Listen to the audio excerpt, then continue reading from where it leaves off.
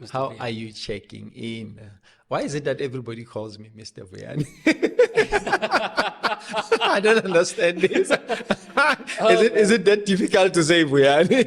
No, man. I think it's become a thing of we gotten so used to giving people titles, and you figure when you call a person by their Mister, you're showing a sign of respect. Yeah. So a lot of us have grown up to actually refer to gents as Mister.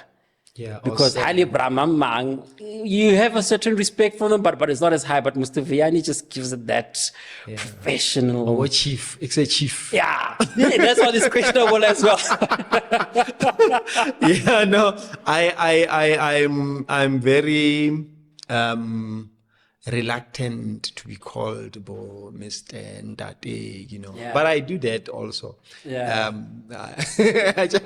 I'm just happy being called Vuyani, yeah, I yeah. think respect goes beyond that, but I do understand the context and why we call each other that. How are you checking in?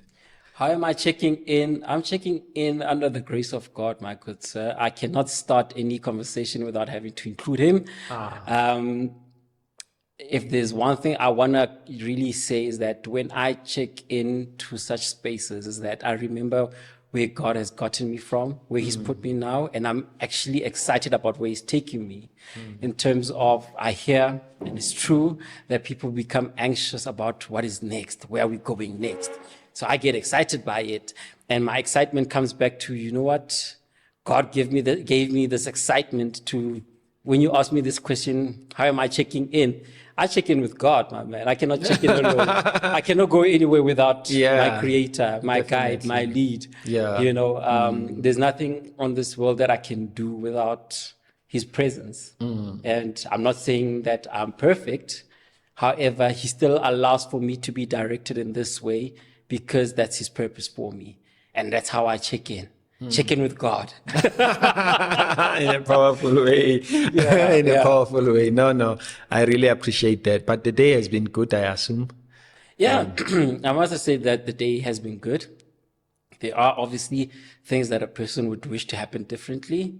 However, it has been good to me. The fact that I still have a breath of life, I still have a chance to try again where I failed.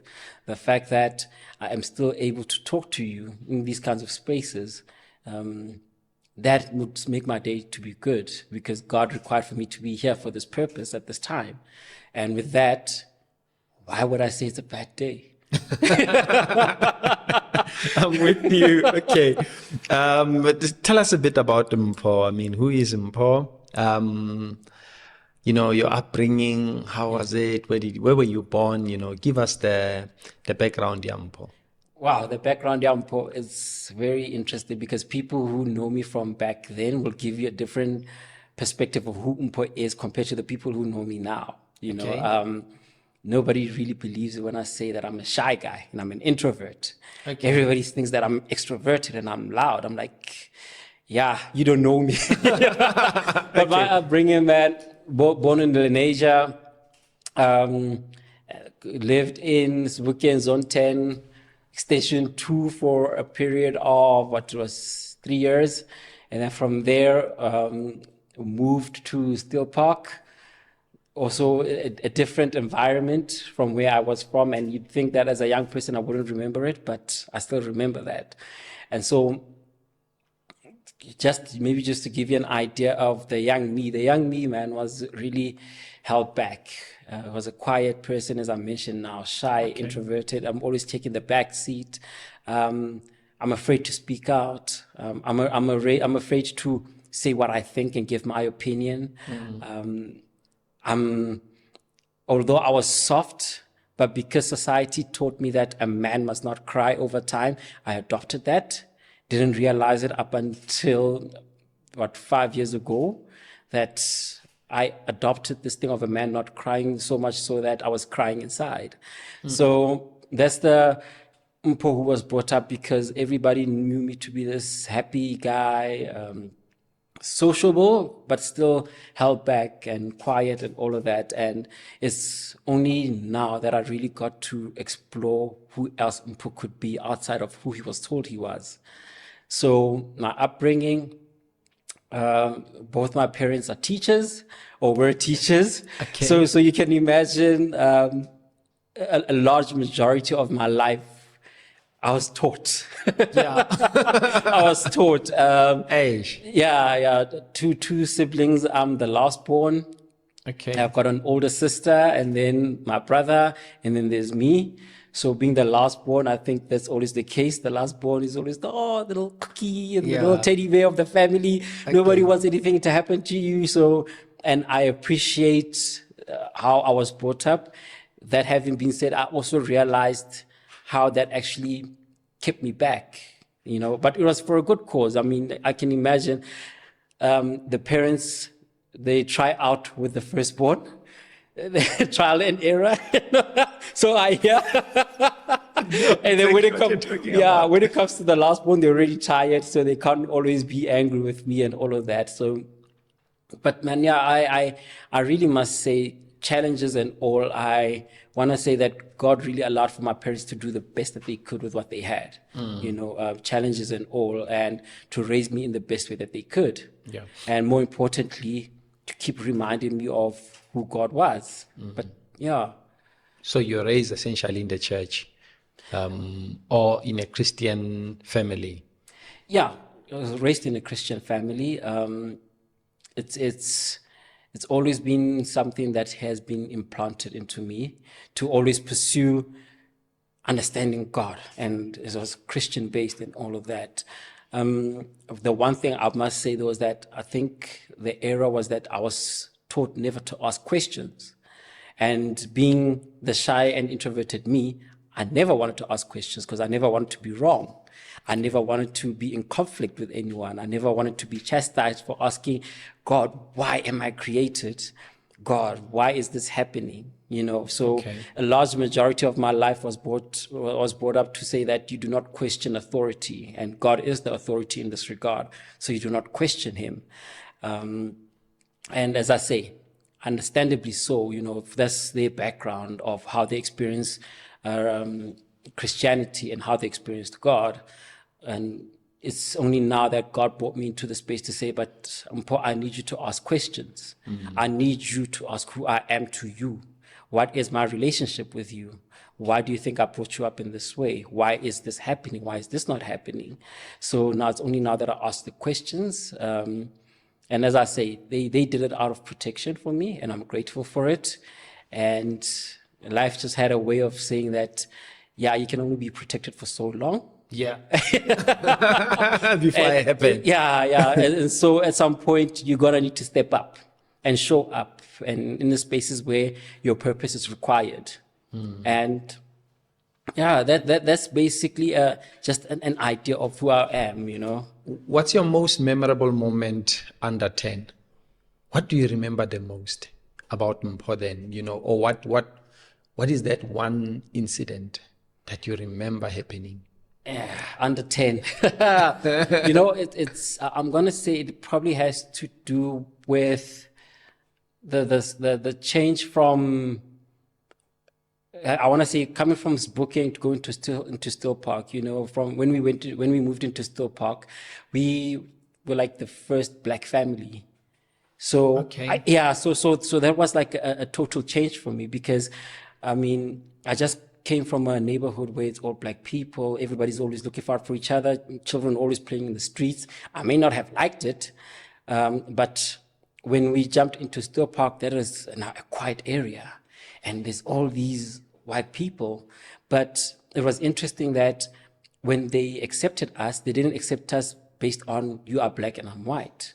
Okay. They played with me as you're human, and you are who you are, we are who we are, and we get along there. So that change really brought a thought of, how is it that we've gone from a space of now we differentiate based on race, whereas they accepted me as just being human, So, at the age of 10, you think that I wouldn't pick up on these things, but I really realized now, at the age that I am, that really had a big impact on my upbringing, because now I got to experience two sides of this story. And so I want to say that's probably one of the many Yeah. big things that really I want to say I remember coming from somebody who's 10 years old. Yeah. Yeah. And how was that? Talk to us about the experience. I mean, you getting integrated into a white community, um, and being the first or one of the first, to be integrated into that family. Were you attending a school that is predominantly white by then or not? Predominantly white, definitely.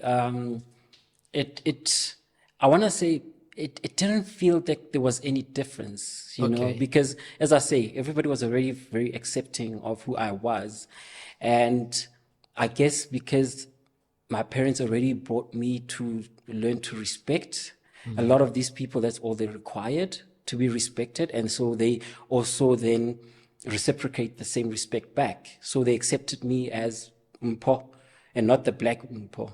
Okay. So going to a white school, I want to say that it did really have a big impact in my life, because now it's sad to say that then I got to speak more English than I did my home language. Okay. And that in effect then kind of have me speaking in a certain way. But all in all, really, it wasn't too much of a shift, except to say that the one difference I picked up was that when I was in Sebokeng, every neighbor was your parent. Okay. Yeah, every aunt from next door, whether they lived three houses down from you, but they were your parent and they raised you as such. So coming now to a different neighborhood, everybody was more about your parents are your parents and I'm not your parent. So that I didn't really realize how big of an impact it was, as to say that our neighborhoods back then, I want to say we really had the idea of Ubuntu. Yeah. Being raised by a whole village. Yeah. And now this one is more you raised at home and you're taught at school and you play with your friends outside. But the raising only still happens where? In the household. Yeah. Yeah. So that's maybe the little differences that I may have picked up, amongst many other things. But all in all, man, I want to say really everybody was just really accepting of who I am. And I want to also say perhaps in terms of how my parents also introduced me to this world. They were very inviting people. Okay. And so the neighbors also felt invited by them. They didn't feel that they're just here to take over. Okay. Type of a All right, mindset. okay, yeah. That really went far. And so that's why we could really get along with everyone as much as we did. Okay. Yeah. Which schools did you go to? Yeah, so preschool, Bambi. Still love that school. I still remember that reindeer as a thingy for it. But yeah, Bambi. From Bambi went to Selborne. From Selborne, General Smarty. Yeah, Yeah, okay. I'm still a Smarty to this day, even though, but I still love my Smarty. And that's basically from primary to high school. Before it became Skolo Samakulwan. Ish. But there's hope, my man. There's hope. I really do believe there's hope. Okay. Yeah, but those were the schools, and I believed in, I think, especially where Smart is concerned, the ethos then was very different from what it is now. Okay. The discipline that went into it, the principles of how you hold yourself within the school grounds and outside of the school grounds was always the same throughout. It was a matter of you cannot be seen in public with your shirt untucked. If you've got a Smart blazer on, you need to have a proper tie on. You cannot just be wearing a beanie. You have to look decent, presentable until you get home and change into whoever you want to be there. But the principles were still there, and this fell well into the sports grounds as well. To say, as a rugby player for Smarts, even when you're home, you're still representing Smarts, even though you may not be wearing a Smarts blazer. You still represent Smarts. So, it wasn't just a matter of you're a Smarty only at school. You were a Smarty everywhere, and you're representing of a Smarty. Yeah. And that was the Smarts that I knew, the general Smarts. That was quite big. Yeah. What happened?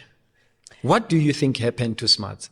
What do I think happened, my man? I think I've heard different stories behind it, but I want to believe leadership was the determining factor there. Oh my goodness! You see, Smuts doesn't want me to speak about it. We need to stop talking about smarts. Yeah. Smuts is not happy with me right now. Or maybe it's me calling them Makolwane. Okay. Yeah. So you're saying leadership, you think that's where, with the change of leadership, that's when things started. I don't want to even say maybe it's with the change of leadership, because obviously I don't know full details on it. But I want to maybe say that the teachings behind the leadership of what Smuts were changed. Okay. So again, I'm going to make an example with just the sports, back then, as a Smutsy, when you went to go represent the school in the sports, you needed to look decent from before the field, within the field, and outside of the field. So this was something that you were taught on, to say that there's a lot of leadership that goes into the sports that you're playing, despite of what you're doing in school. So these were trades that we were taught a lot on where Smuts was concerned. I can still remember the then principal, Mr. Barty, he would, I remember the one time he actually called me to his office. I was a teacher's pet, I got away with a lot, I will say that. I got away with a lot, but I remember the one time I went to his office, not for good reasons, and instead of just punishing, he looked at me and he said, "But Mpho, you have a lot of leadership qualities in you, and what you're doing is not who you are. You have a lot of potential in you." And I still remember those words. Mind you, we didn't need to have a long conversation. I was sent to him for something wrong, and he spoke to me about something else.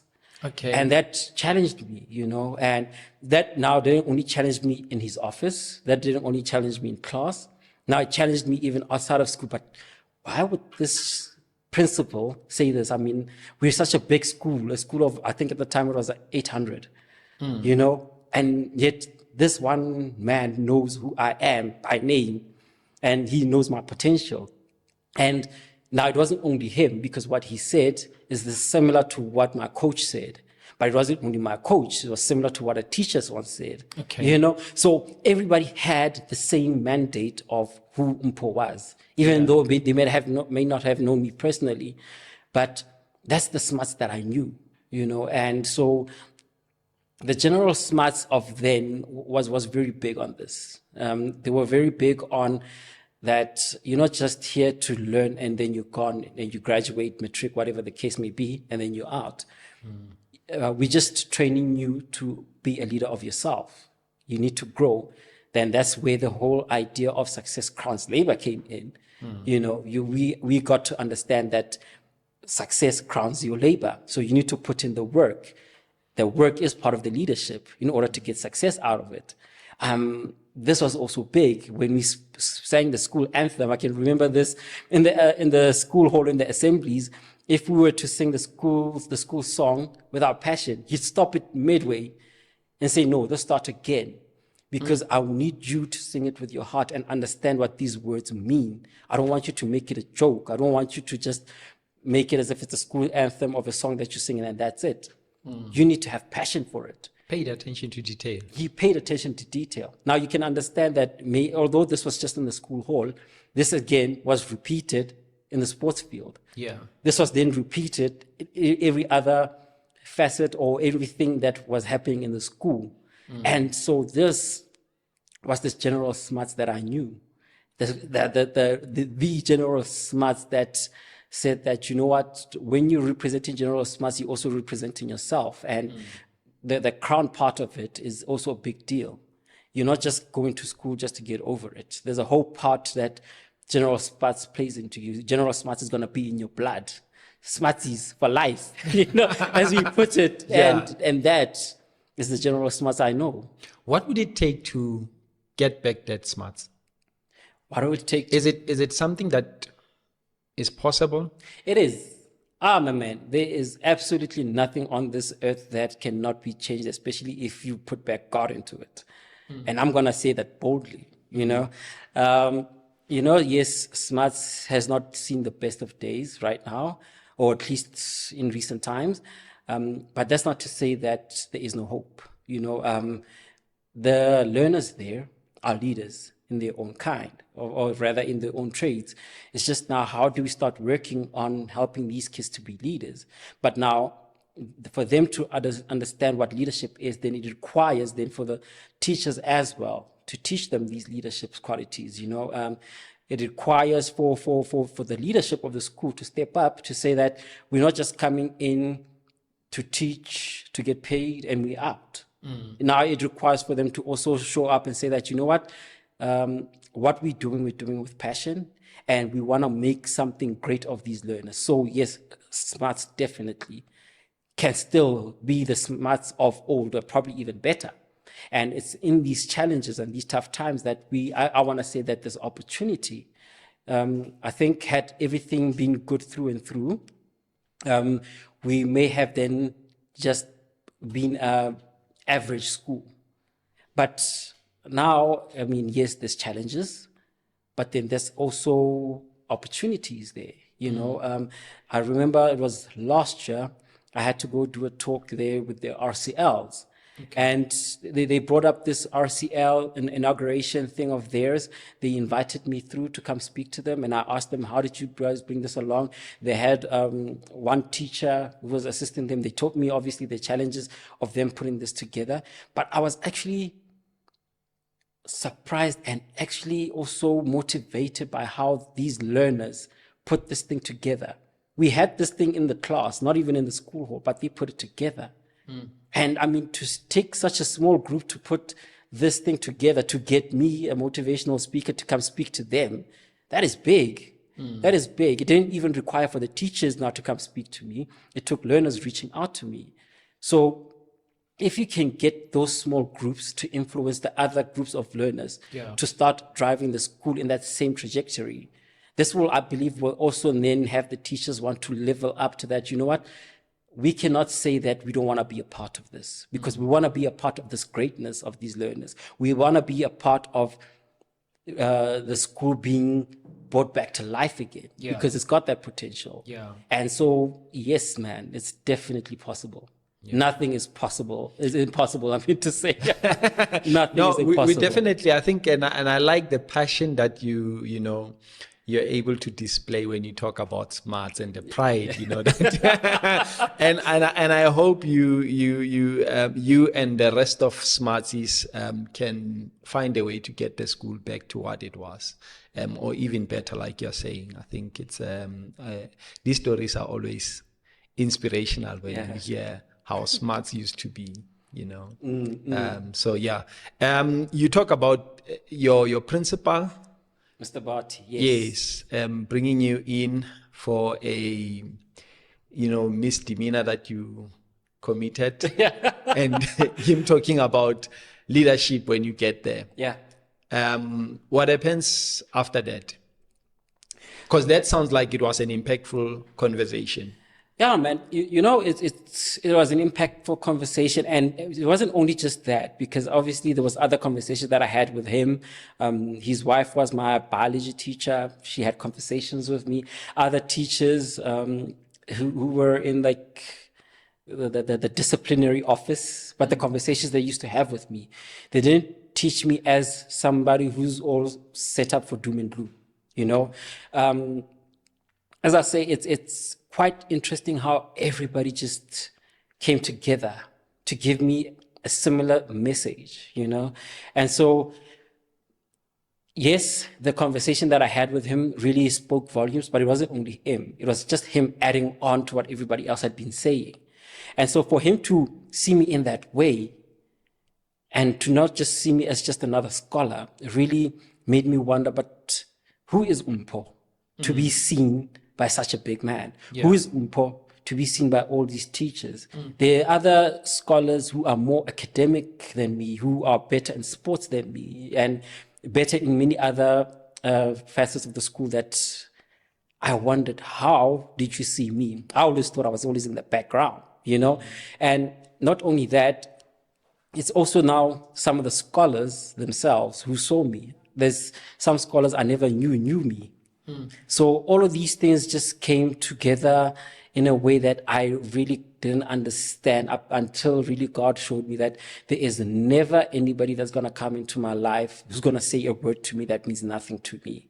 So just going back to your question, it's that conversation was one that had me really thinking on, okay, you see this potential in me.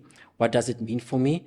How do I then go about really further exploring it? But at the time, I didn't really have the tools to explore it because I figured that's something I only do when I'm old. You know, that's at least the idea that we give, and that you only really find yourself when you're older. And the things that he called me out on was to say that, Mpho, you know, you understand that you are one of the leadership teams of what was then SOP, Students of Prayer, you know, and you're a representative of God. So, you know, you cannot say one thing and then practice another. Yeah. You understand that this is a big deal. And it had me questioning a lot of my decisions. And so when the teachers also came to me to say that, "Mpho, we see potential in you. Why are you doing this? Why are you doing that?" It didn't feel like they were just questioning me to pass time. It really meant that they saw something in me. And more so, what did God want me to see in myself that I was not hearing in church, that he felt that I would learn from these teachers? So all these conversations that I had with all these people, it really impacted me a lot. And I want to say perhaps, in fact, the biggest impact that hit me was the year 2005 when I matriculated. That's the year of my accident in February. And everybody came to visit me at the hospital. I don't remember most of them. I had a short-term memory, so I just know that I spoke a whole lot of gibberish. But I was told a lot of people came to see me. But when I went back to school, how everybody really appreciated me, the letters that I got. Like I said, this is when I got to realize how much of a big deal I was to people that I never knew me. As an RCL, I remember there was these three boys who came to me and told me like, "Yo, we thought you were gonna die and we couldn't survive." You know, I'm like, "What do you mean you can't survive? You know, your life is not dependent on me." And they were like, "No, but you don't understand. As an RCL, we looked up to you. We felt we were protected by you." I'm like, "Protected? I mean, this accident happened in February, so we didn't have that much time for me to, you know, be of such impact." But that's the thing. We felt under your wing. There was a lot of leadership there. We felt that when we were with you, what you taught us was words of wisdom. You didn't just tell us to get away with do wrong things. You told us to step up and do the right thing, and not only that, but you practiced it. So, you know, all of these things really played a big role, and that was followed up with the RB Bharti Perseverance Award. Didn't understand what that was then. He gave me a Bible and a trophy. But when I went to go look up the word perseverance, I'm like, wow, perseverance, what does this mean to me? And this then took me back to the Bible. As I said, then the relationship with God comes back. What did I persevere through? Is it just because I'm still alive that I persevered? Or is it because I'm still writing my exams that I persevered? Is it because I'm still showing up at school that I persevered? And there were so many definitions to this word that it always took me back to my Creator. Okay. When did it? So the accident happened in February, yeah, the 7th of February. Still remember that day. Okay, what happened? Maybe because we don't know the accident. Okay, I'm going to try to obviously summarize it. Otherwise, if I tell you the long story, we're going to need like more sessions. Please. Just the summary. Just the summary. And also, I just want to know how long were you in hospital? Okay, no, definite. So 7th of February was a head-on collision. We were in a van with my then friend and the brother, but we were in the back of the van, and then a head-on collision. I don't remember much of that accident, I'll be honest. Most of it I am told through people of what happened, who saw it. It's also quite an interesting story there. But anyway, accident happened, almost lost my life, declared dead on the scene.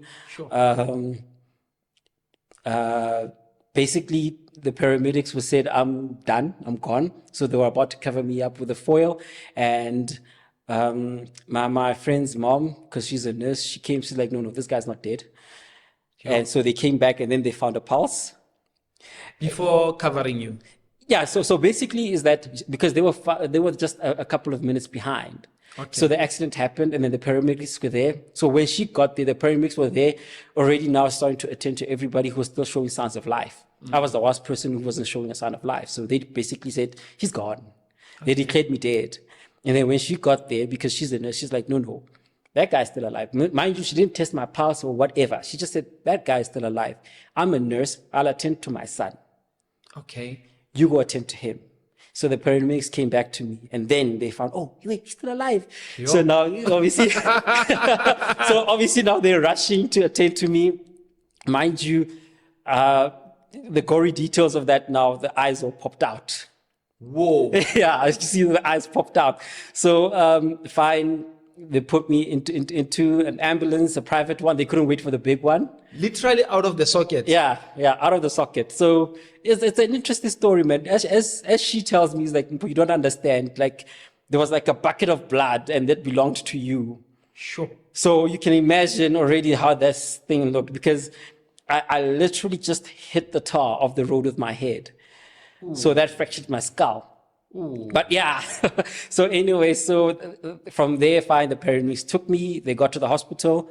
While working on me, machines switched off to say, this guy's gone. From what the doctor who was working on me told me, this is why everybody's rushing to go and trying to push back some life into me. But before they could do that, I came back to life. Yeah. Right? And then 3 days later, this I was told by my teacher who came to see me. Already now my head is swollen, my face is bandaged up. Like the only thing that's open is just the one little eye piece. When she got there, I'm in ICU, machines switched off. Now everybody's rushing again to try and bring me back to life. Yeah, resuscitate me. But before they got to me, I came back to life. And honestly, I can still remember my doctor Koto. When we went to go visit him later, he's like, I'll be honest, although in our profession we're not supposed to say this, but I did nothing. That's all God. Sure. I do not know how you made it, and yet here you are. Yo. So you can imagine, like in the space of this thing, I basically died 3 times. I'm like the Highlander. I came back to life. You've got many lives. You know? And you know, any experiences while during that period, like what do you remember? Anything funny, anything weird? You know, I want to say I remember my encounter with God. My man, my encounter with God is one that I need to tell. It's not something like what we see in the movies where it's an out-of-body experience. I think it's different for everyone. Okay. That you look at everybody talking about you and then you can hear what they're saying. No.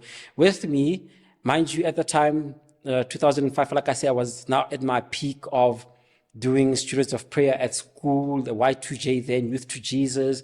I was big in God, you know, and I thought like, yeah, I'm big. I'm a big deal where God is concerned. And yet, during this moment, I remember I was in a dark room, but I was still a toddler. So in this dark room now, I'm crawling towards a door. That's where the light is. Stay away from the light, we always told, right? Okay. But I wanted to crawl to it. But before I could really open the door, a figure just came out of the door, picked me up, was wearing ragged clothing. The face was just light. The hands were just light. Picked me up, took me back into the room, put me back in bed, covered me in the blanket, and just said, you're not done yet. And then he left. Yeah. That's it. And that's something I've always lived on, to say, I am not done yet. For as long as I'm living, I'm not done yet. Challenges or not, I am not done yet. Not until God says, Mpho, it's time. I'm not done yet. So this is a very small story, but I believe this happened I was in ICU in a coma for 2 weeks. Okay. So in those 2 weeks, I was in a coma. Then the other 2 weeks that followed, short-term memory, so I don't remember much of it. I can only just tell you from what people told me. And thereafter, the doctor said I need to stay in hospital for months. Within 2 months, I was out. Again, the Creator himself. Yeah. You know, went back home. there was many things that my mom was told to say that if your son comes out of this accident because of a fractured skull, he may not make it to be right in the head, of which I don't think I am, but it's fine. Nobody is right in the head. At least you've got an excuse. But you see, my mom is like a prayer woman for days. The doctor used to tell my mom this thing to say that your child may not make it while I was in a coma. Okay. So prepare yourself. But if he does make it, just know that he won't be right in the head. Yeah. Because now there's the skull and then there's the eye and this, that, and the other. And being the prayer woman that she is, mind you, my brother, my dad, uncles, friends, whoever, they cried. Of the whole incident, the one person who did not cry was my mother. Okay. The reason was, she's like, he's going to be fine. When I was still in ICU, I believe they was just moving me from one room to another, or me from one bed to another. She said that when she touched my toe, I moved. And that's how she knew I was going to be fine. Okay. When they said that, no, we're going to need to operate on the eye once he comes, it's like, no, just pop it back in. That's how faithful she was. Pop it back in. Now, this is against doctors who like, no, but we have to do this thing, you know. She's like, no, just pop it back in. He'll be fine. No, but he might not make it. Don't worry, he'll be fine. No, but he might not be right in the head. Don't worry, he'll be fine. Here I am today. Yo. I'm fine. No, man. Yo. Hey, that's heavy, hey. Yeah, it's man. heavy, it's heavy, but very interesting. I mean, and I'm glad that you survived an incident like that. And I'm glad you get to tell the story too. Yeah. You finished matric. Yes. So I finished matric at this time. I didn't. Same year. Yeah, 2005, same year. The same thing again. I think a lot of people didn't. You know, I think people have become so limited, and I understand why. Mpho, if you've been in an accident, you've missed most of the school year. Obviously, you've got challenges. At the time, I wasn't seeing clearly because I'm still recovering from the eye and all of that. It's okay if you fail. I can't accept that. I can't accept that. I'm not saying that I was like an academic, but still, I can't accept that. So that's the message that I was always being given, to say that if you do not make it, we understand. But I didn't want to understand it. And so this is something that my parents used to give me, to say, Mpho, if you believe you're going to make it, then you are going to make it. Yeah. You know, as I said, this is the year I got the Perseverance Award. It's quite interesting now. I got the award before finishing matric. I wondered, how could God give me a Perseverance Award before I finished this? So now I felt that God was pushing me again to say, you can persevere, you can still make it. Yeah. And thus I completed matric and I passed matric and I was able to make it through matric. You know, it may have not been the marks that I wished for, but I made it. Yeah. And that put something in me. You know, it really showed me that I am still capable of a whole lot more than perhaps everybody gives me credit for, or even I give myself credit for. This is where I want to say that the leader in me, which was God, started to put the work in me, started to serve me in many ways. Yeah. Whether it's through trophy, through the Bible, through my principal, through my teachers, through my peers. There were so many ways that I was being taught and I was being led. And I mean, at the time, I really thought that I wanted to be more in the medical space. But because of my marks, I couldn't go that route. And I figured, you know what, fine, I'm done with matric. My marks don't allow me to go do medical degrees and all of that. And there's also the financial issues. So that's a bit of a challenge there. So now what do I do with my life? At the time, I'll be honest in saying that I didn't know fully what I wanted to do, but I just knew that I loved IT. I was passionate about it. So I started to learn more on IT. Whilst learning about IT, I still had a passion for music. Something about music had a language that spoke to me that many people I felt did not understand. So now I was driven to learn more about that as well. And that's then led me into doing sound engineering. Okay. So now I'm doing sound engineering for an entertainment company, Show Off Entertainments then. I'm learning all these different things about myself. I'm like, yeah, I didn't think I'm capable of doing sound engineering. I thought I was just IT. But now I'm doing IT, I'm doing sound engineering, I'm doing everything but medical. So After school, for like the first 2 years, you could call it like a gap year that I took. Not that I wanted to, but it was more, I think I was getting practical experience from the workplace, from the different industries. I worked for a personal financial advisor. I really did a lot of things that I really didn't see being within my trade, to the point whereby I even worked at a call center. Okay. And you know what, man, I want to really put this out there. It's really amazing how God works, because again, I didn't see myself as somebody who works in a call center, but it was amazing how people were able to speak to me over the phone and they felt like, we can trust you. Yeah. And I don't even solve your problem over the phone, but we can trust you, you know, and there's something about your voice that is so authentic about it. And I didn't know what it is. So God put me into that space so that I could learn what people see in me that I don't see in myself. So after the call center job, I got the opportunity to go work in the UK. When I went to the UK, I worked with people with mild learning disabilities. Okay. Again, that taught me patience and passion and understanding how different we are and yet how smart people are. You'd be surprised at when you sit down with a person with a mild learning disability, you think that the world chastises them and leaves them to be like, there's no hope for you. But once you sit with them, you realize, yes, you're very intellectual. Yeah. You're very smart. And I actually am below you, if I may put it in that way. So again, this is the experience that I got there. I'm still studying IT. And that then got me to realize my passion for people as well. Okay. I actually love working with people.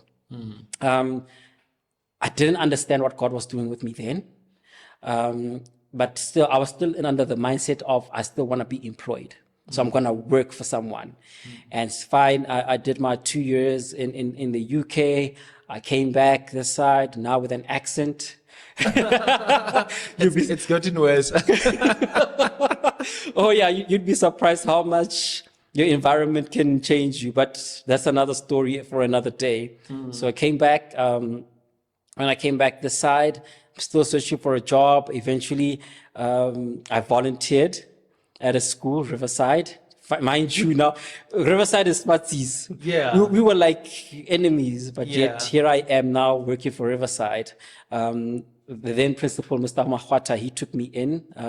I really appreciate that opportunity, and I would really, really, really advise for anybody who maybe is looking for a job or still trying to get their footing, go volunteer. You'd be surprised. volunteer. Yeah. Yeah. I served there for 6 months. I learned a lot about administration, about having to work at reception, having to build a rapport with people in person. Now it's not just the voice. Mind you, remember, I'm still a shy, introverted person. And yet now I'm in the front talking to people. You know, so now I'm being challenged to say that although you're introverted, but when you're in the space, you need to step up. So served there for 6 months. And then I was then taken by an IT company. They liked how I spoke. They liked I speak a good game. Plus, they also knew I knew IT, so they took me in. Then that's when I was employed. I worked as an IT field technician. According to me, I wanted to be for 2 years, but it ended up being 6 years. I was angry with God there, but it was important that it happened because there were still lessons to be taught there. After the 6 years, then that's when he showed me that now it's time to step out on your own. Okay. I have a greater purpose for you. The 6 years were not a waste of time.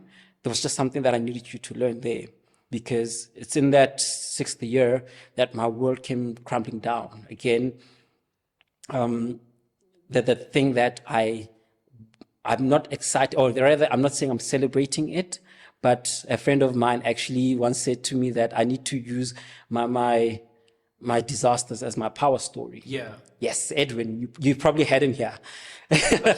Yeah. So he told me that I need to have this as my power story. I didn't know it then, but I went through a divorce. I really didn't know what was happening. I was depressed again. I didn't know what was happening with my life.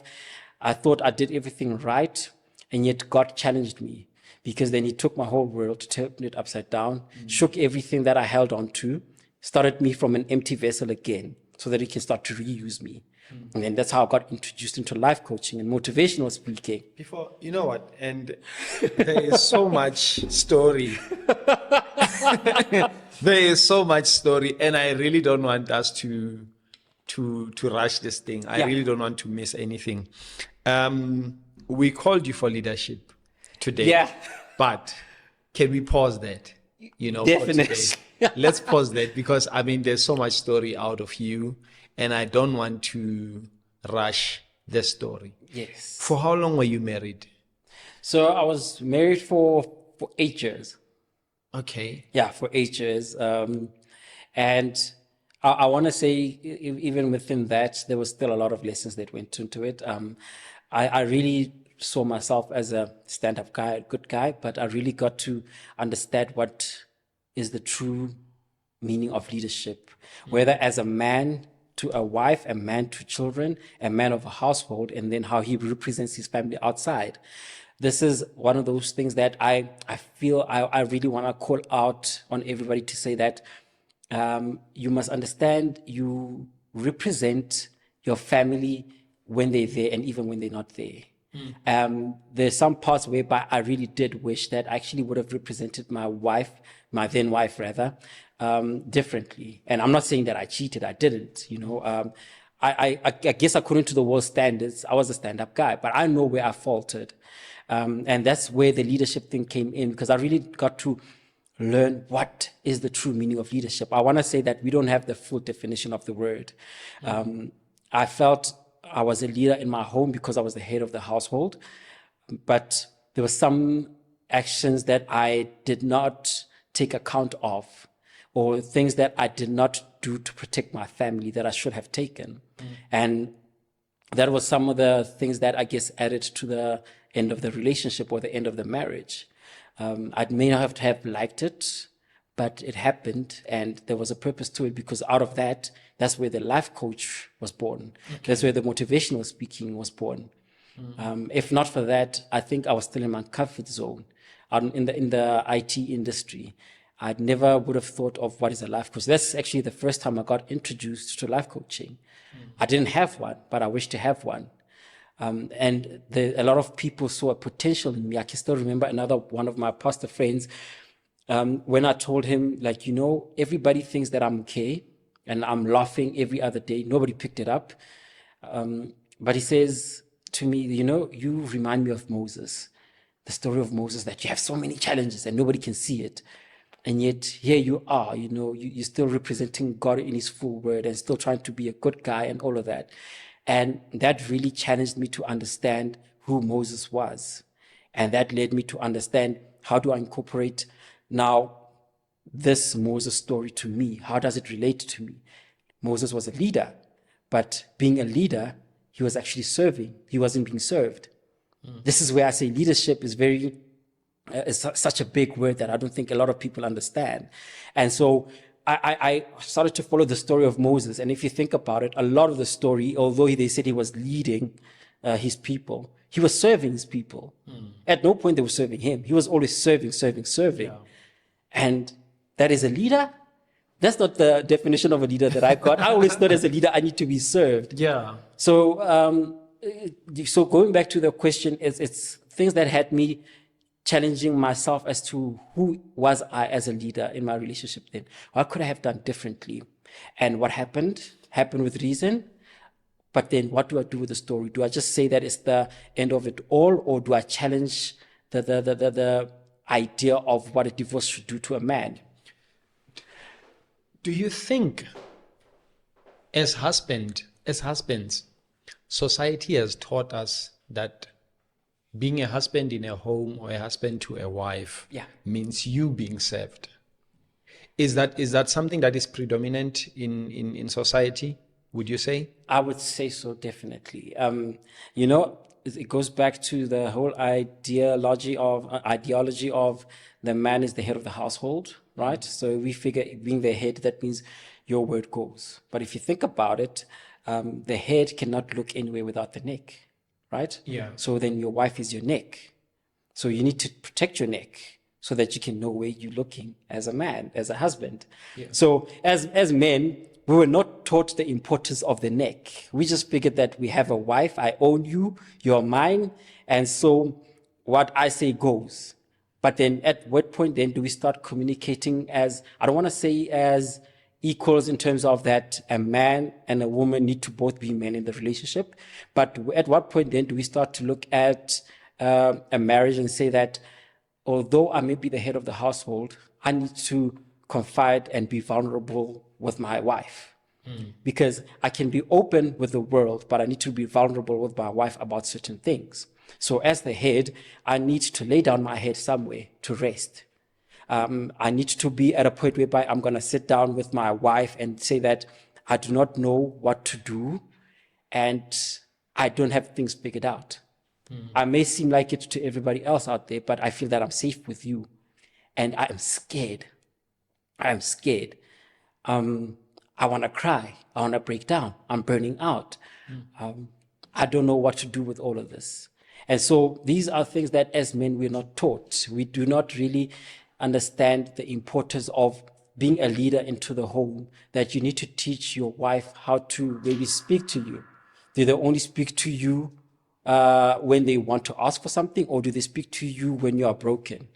Do they just speak to you when there's a problem, or do they also speak to you when you are at your best? There's obviously different ways of communication. So as men, I want to say that we've learned to lead. I'm going to, in fact, speak now as somebody who owns a business. We learn to lead the people who work for us, but then we fail to lead our homes.